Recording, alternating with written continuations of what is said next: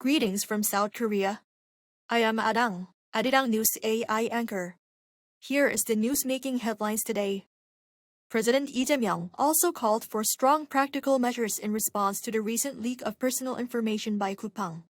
Speaking at a cabinet meeting on Tuesday, President Lee urged relevant ministries to strengthen fines and make punitive damages more realistic, to root out the perception that personal data can be treated lightly. He ordered authorities to quickly determine the cause of the breach and mobilize all available tools to prevent secondary harm. Lee also noted that Wednesday marks 1 year since former President Yoon Suk-yeol declared martial law, adding that the government will award commendations to members of the public who played a key role in blocking the emergency decree. Coupang's stock price plunged more than 5% on the New York Stock Exchange on Monday, local time, following a massive personal information breach.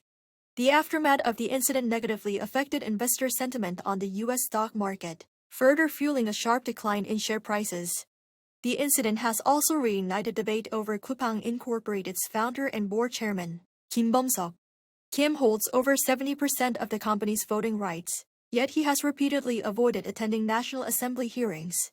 In November last year, he cashed out a staggering 484.6 billion won after converting his shares and selling them. Despite generating most of its revenue in Korea through a growing base of Korean consumers, Coupang has been criticized for shirking its social responsibilities by citing its status as a U.S. corporation listed on the U.S. stock market. On the economic front, South Korea's consumer prices rose 2.4% on-year in November, maintaining the same pace as the previous month. According to the Ministry of Data and Statistics on Tuesday, the Lifestyle Price Index, which tracks frequently purchased goods and services, climbed 2.9%. This marks the steepest increase in 1 year and 4 months, specifically since July of last year. The rise is largely attributed to the high exchange rate, which has visibly driven up costs for imported essentials, such as petroleum products and food. Petroleum prices jumped 5.9%, marking the highest rate of increase in 9 months since February. The government says it is remaining vigilant over the currency volatility and will respond swiftly to manage stable prices for citizens. South Korean automobiles exported to the United States will now be subject to a 15% tariff, down from the 25% tariff implemented in April. U.S. Commerce Secretary Howard Lutnick announced on Monday that reduced tariffs will be applied retroactively to November 1st.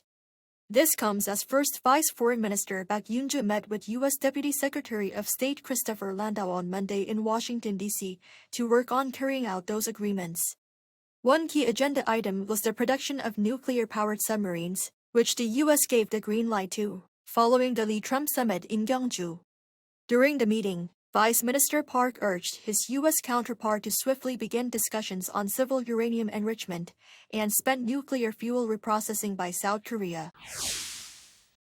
In other news, South Korea's new multi-purpose satellite Arirang 7 has successfully made initial contact with a ground station after its launch from South America.